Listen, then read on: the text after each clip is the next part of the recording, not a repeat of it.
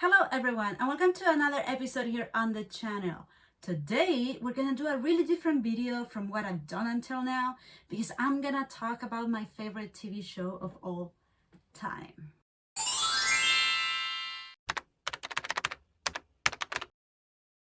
Okay, so a few weeks ago I made a poll in my Instagram account about which series would you like me to make an analysis on, and Hunter x Hunter won by far. So here I am fulfilling my promise. This is gonna be the first of many videos that I'm gonna be posting about the series. I'm gonna be analyzing arc by arc, and I just want to be clear, this is not gonna be a summary of the arcs, it's gonna be an analysis, what I think is more important, what struck me the most, and I'm gonna try to convince you that this is the best anime that has ever been made. Hunter x Hunter is my favorite anime of all time because it has everything I could ask for in a show. It has danger, it has adventures, it has friendship, it has magic, it has character development. I love it, and I'm gonna tell you why. Hunter x Hunter is not like any shonen anime I've ever seen. It's much darker, it doesn't have a stated villain that the hero must defeat. It doesn't really have a hero at all. It doesn't have these usual power-ups we see in the main characters of every shonen. The magic system is actually pretty well explained. And most importantly, in my opinion, Gon is a very different main character than other shonen heroes. He's not really a hero, actually. For those who think that Gon just started getting darker in the Chimera Ant arc, no. Gon has always been a little unhinged and quite insane.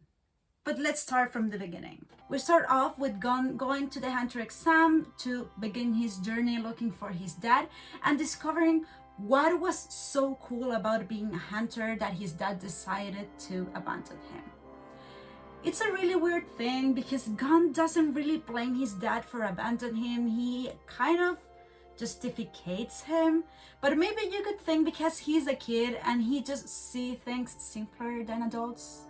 Togashi presents us this world and our main characters. There's Kurapika, this guy that's just like seeking revenge for the massacre of his clan. Then we've got Leorio, who we think is just a greedy guy that just wants this hunter license for money. And then we find out that he's the most caring guy ever. And then we've got Killua, this little kid that has been trained as an assassin since he was like 6. And he wants out, he just wants to make friends and discover the world and a purpose not dictated by his family desires. I have to say that one of my favorite things about this show is Gon and Killua's friendship. They become friends right away and I love it because even though they are really complex kids, they just act like 12-year-olds most of the time and just get serious when the situation calls for. But I'm gonna dive deep in the characters in a minute. The exam is quite entertaining. It's a typical storyline where the characters have to pass different tests to achieve this goal that's becoming a hunter. The tasks are fun to watch and I think it serves a really cool introduction for this dangerous world that awaits Gon and company. We've got the jogging test that it's quite fun. We have the cooking scene that I don't really care for. I think it was really unnecessary. Then we've got this thing at the island. I thought it was so cool, the thing with the pins and stuff, and the final tournament. Oh my god. Now if we're gonna talk about the dangers of this world, Hisoka's name is fundamental. Hisoka's just a delightful character, not to mention his song, which is like in his very first scene when he kills a guy out of nowhere, we get he's super powerful and really dangerous. He just kills people for the fun of it, and it's really palpable that he's not a guy you want to mess around with. We see Hisoka several times through the series. He's a very recurrent character and he always provides this sense of unpredictability and fun. I mean, it doesn't matter what role he plays in an arc, If he appears, you know it's gonna be a good part. But I think in this particular arc, he's there to show us the dangers this world awaits for Gon. Because despite of the risk of the exam itself, it's still a light-hearted arc. Hisoka's mere presence is the depiction of menace, and a very cool one at that.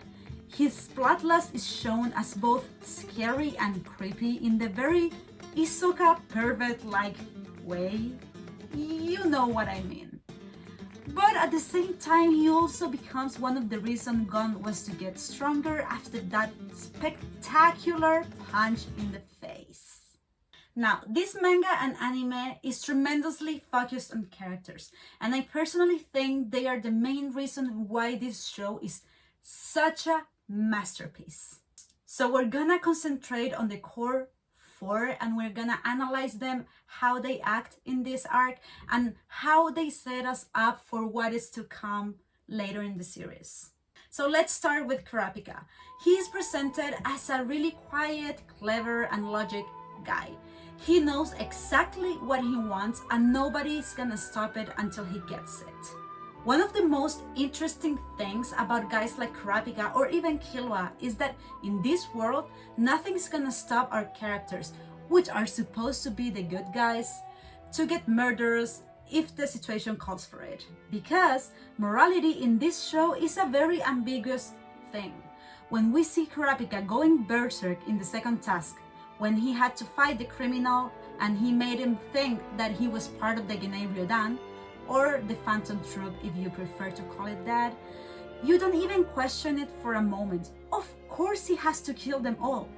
What's that nonsense about bringing them to justice? But revenge aside, he's a really nice and kind guy. He cares a lot about his friends and he hates injustice in general. We can see that in the very last part of the exam when Gon is fighting Hanzo and he's beating the hell out of him, how Kurapika gets so freaking mad. So much that his eyes turn Kuruta scarlet. And we know that when that happens, whoa, this is not gonna be pretty. Leorio, on the other hand, is a character that many people don't really care about or look down to, mainly because he's not nearly as powerful as the other three, at least in the common way. In truth, we just see some glimpses of Leorio through this series, as he is the only main character that doesn't have an arc for himself. But in the exam, we come to see through his layers. And although he wants us to believe that he just wants the license to have money, we realize during the exam that he just wants to help people. We know about his backstory and why he wants to become a doctor. He is caring, he is loving, he is a shining soul in this dark world. In the last task, he wants to help Gon so badly from Hanzo's hand. Then he refuses to fight with Bodoro because of his injuries, and after that, he's trying to take Killua out of his trance by assuring him that Gon is already his friend. Even if in this arc he sometimes seems like just a comic relief, if you look closely, you can see more than that. And for me, he deserves so much more respect than he actually gets. And then we get to our main two characters, Killua and Gon. And these kids are in another level of characterization. The complexity of these characters is just spectacular, outstanding. The development and growth of these two kids just blows my mind. It's full of subtleties, it's full of little things that I didn't catch up the first 2 times that I watched the show. Of course, we get that the amount of complexity of these characters is because, in truth, the whole story revolves around them. Killua Soldig. Oh boy. I'm just gonna make something really clear from the beginning. Killua is my favorite character ever. From the very first scene, we get that this kid is in no way a normal boy. Poison doesn't work on him for some reason, and he just decides to take this exam because of the thrill and the challenge. He has a dark upbringing, he comes from a family of assassins, and he has been trained like that. But he doesn't want to participate in the family business, he just wants out and make his own path. And meeting Gon opened a whole new world of possibilities for him. Killua is insanely powerful, as we get in this exciting scene when he rips the criminal's heart out in the second task. I know there's two versions of it. In the 1999 is way darker than in the 2011 version, but I think the scene is just outstanding in both of them. Then he gets so frustrated when he sees someone more powerful than him. And it might sound like he's just a brat who thinks he's the best in the world, as we see when he simply kills two guys in the airship just because he was annoyed with Netero beating him up so easily. But when we see him in front of Illumi, his brother, we can perceive his internal turmoil, how he breaks under the thought of his brother hurting Gon, and feels conflicted whether his family is right about him and the only thing he can do in life is kill, without deserving or being able to build relationships. He is really insecure, and Gon has presented him with another way of seeing the world, not just by evident power, but of having a goal and going for it. His upbringing as an assassin doesn't let him understand why Gon would be so stubborn on giving up to Hanzo when it's so evident that the ninja is stronger than him. But in this arc, we just see the very beginning of Killua's journey, as in later arcs we dive so much deeper into his mind and we get, in my opinion, the best character work in the whole show. Now we get to our very main character of the show, Gon Freecss. I said in the beginning of the video that he is not like other shonen protagonists such as Naruto, Goku, Deku, Asta, Natsu, etc. From the first episode, we see this honest, sweet and naive kid, this vibrant, energetic and lovable character. His simplicity and positive personality just wins you over instantly and makes it seem that he is the epitome of the other shonen protagonists that I mentioned before. But here's why he's not. The first thing that differentiates Gon from other shonen characters is his purpose. He doesn't care about saving the world or making it a better place. He just wants to fulfill his goal, which is becoming a hunter, getting stronger, and find his dad. As I said before, the morality in this show is a very ambiguous thing, and that applies to Gon as well. He doesn't really care about people dying unless he knows him or he is actually attached to that person. When Killua tells him that he and his family are assassins, he doesn't even blink.